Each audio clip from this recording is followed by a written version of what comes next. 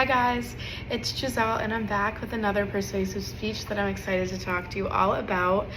It is a topic that's widely ignored nowadays. I feel like we're lucky to have such research coming out and knowledge about all of this happening, but there are still a lot of people who don't believe that this is the truth, deny all of the information thrown at their faces. So I'm hoping that by the end of this, you guys can understand and I can convince all of you that it has a severe impact on what we're gonna do and what we're gonna talk about. It doesn't make sense now, but I want to talk about the way your childhood shapes your whole life, specifically early childhood and why it has such a role on how you act as an adult. I want to start us off from a 2024 Medium article. This quote says it all. It's going to dive right into like a very easy explanation. It says, "The axe forgets, but the tree always remembers," which, if you can understand that, it's basically saying that somebody can do something and forget about it, but let's say the person who they did that to never forgets about it, and it shapes the way they act, the way they talk, the way they do things, the way they think about themselves. So an explanation given to us from the website was, our early years, these formative days spent with parents or parental figures, are like seeds planted in a garden, which is very truthful, because when you're a kid, you absorb your environment and you learn how to live and become the person you were taught to. So when you are growing up in a wonderful household, you can be widely successful a lot of the time, scientifically based. But if you are in some stressful situations from when you're really young, it could be a car crash, it could be abusive parents, addictive parents, bullying when you were a kid, all under the sun. It is really hard for people to deal with that, and it often shapes how they react as adults. And I can attest to this because I personally grew up with an alcoholic father. I am fine to share that, and I'm sorry if it makes you guys uncomfortable. And I am in active therapy right now for learning how to decipher right from wrong and understand that the reason I have anger and just built up resentment and I'm anxious all the time is actually a product of the environment that I was brought up in. And I'm taking the proper precautions that I need to because I've listened to the information that's been proven.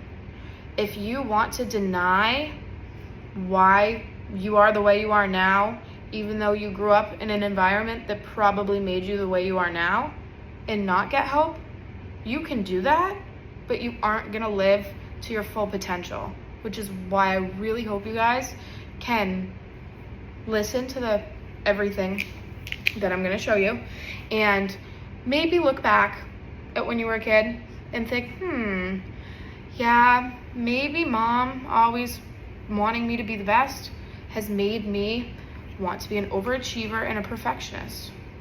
It's like a piece of a puzzle. The University of Rochester Medical Center says the impact of childhood trauma on life as an adult can depend on the environment which the person was raised, how they coped with the trauma, and supports that were available, and when in life the trauma occurred. Essentially, I did just say a bunch of that, and I want to read the other quote too because this is the facts. Your fight or flight response, your neurodevelopment gets off track. It suggests that if you can intervene early when someone has a childhood traumatic event, it could have a huge lasting impact on their life. So essentially, the sooner you seek help, the more efficient and fast the healing can be. But as you grow up, and let's say I try to start doing the work, the inner work, when I'm 50, it's gonna be a lot harder than now when I'm 21 because I have lived my life for 50 years doing all of these things. And thankfully, I've been able to stop it, or at least start the stop of it at 21 years old. So always begin as soon as you can. ThriveWorks says, research suggests that childhood trauma can influence emotional intelligence levels at term describe your ability to regulate your own emotions, express your feelings, and understand the emotions of others. So that's just another situation. you get so many issues stemming from a poor environment that it's hard. And I know that a lot of people want to say that that's not true. Well, maybe I'm just anxious because it's genetic. Maybe I don't even think that I was offended by my dad when he said those things. You really have to take the time and see if your hurt is being hidden. Behavioral patterns shaped by childhood traumas can carry over into adult relationships, often without you even realizing it. These learned behaviors are once used as protective mechanisms, can show up as habits or reactions that interfere with building secure and healthy bonds. I hope you guys can think about what I'm saying. I really relate to the quote that I have just read because my ex-boyfriend and I have broken up due to the fact that he would deny that his behaviors aren't a product of his environment as a kid.